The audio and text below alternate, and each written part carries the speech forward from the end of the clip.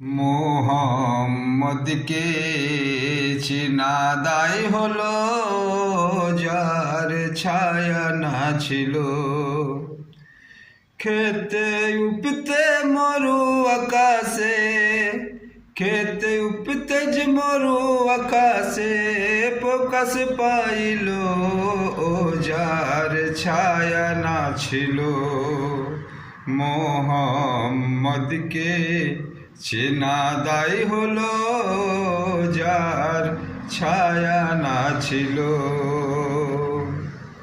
প্রথম ময়ে আগুন সৃষ্টি, পক্ষময়ে পানি মাটি, যাতে ভরা নিমকি মিষ্টি প্রকাশ পাইল, যার ছায়া না ছিল।